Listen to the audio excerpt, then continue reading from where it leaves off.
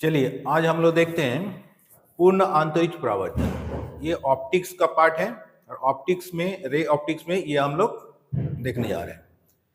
आज का सवाल क्या है? पूर्ण आंतरिक परावर्तन, जो इंग्लिश में इसको क्या बोलते हैं? Total internal reflection.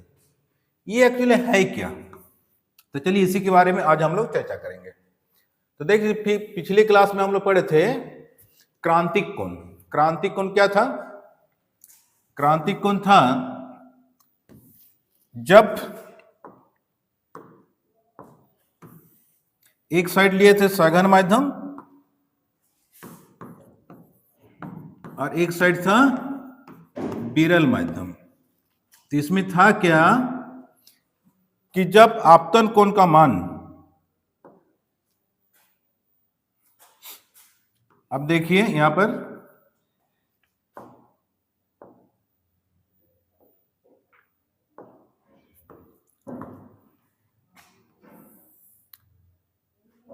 पर कोई वस्तु था, यहां पर हम लोग एक लंब डालें तो किरण इसी रूट में भाग रहा था। मतलब अपवर्तन कोण का मान कितना था? 90 डिग्री। ये आर का मान था 90 डिग्री। तो ये आपतन कोण को हम लोग बोलते हैं क्रांतिक कोण। यहां पर मान लीजिए कोई ऑब्जेक्ट है, तो इसके लिए हम लोग व्यंजक पढ़ चुके हैं। अब देखिए है क्या पूर्णांतरिक परावर्तन, इसको समझिए पहले। यहां पर भी वही लेंगे कि एक साइड लेंगे सघन माध्यम, नीचे साइड कर दीजिए सघन माध्यम, और ऊपर साइड करिए विरल माध्यम। इसका अपवर्तनांक μ1, इसका अपवर्तनांक μ2। अब देखिए पूर्णांतरिक परावर्तन है क्या? वो क्रांतिक कोण से ही संबंधित है।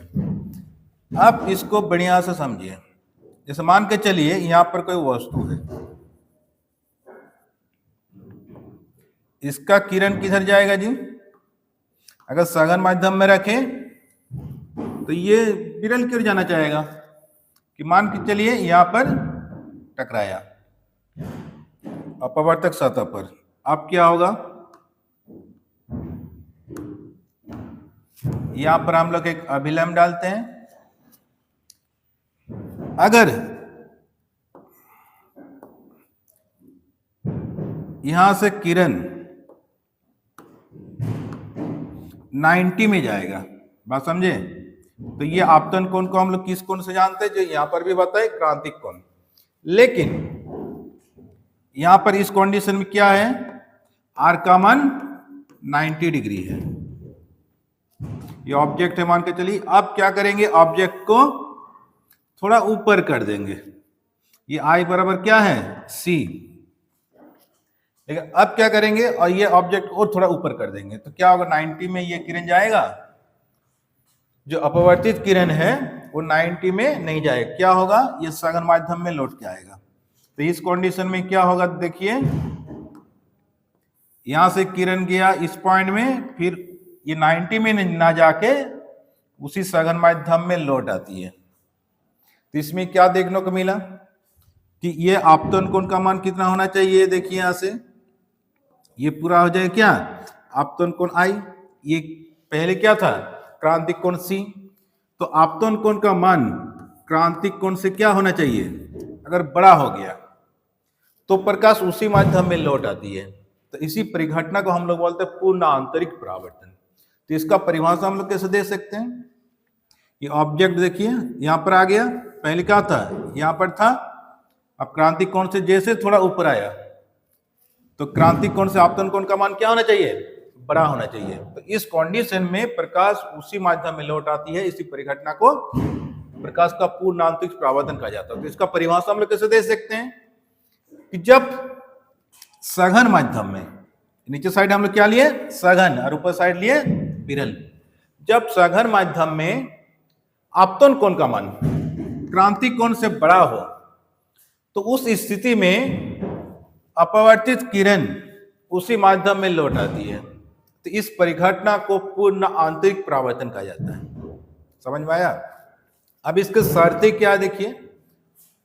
इसको नॉर्मल को कर दिए एन एंड एस, कि एक्स वाई कोई अपवर्तक सत्ता है, जो हम लोग पिछले क्लास में पढ़े थे, क्रांतिक कोण। क्रांतिक कोण पिछले वीडियो में आप लोग देख सकते हैं। क्रांतिक कोण अगर समझ में आ गया तो पूर्णांत परावर्तन उसी से रिलेटेड है। अब इसके शर्तें हम लोग क्या देखेंगे,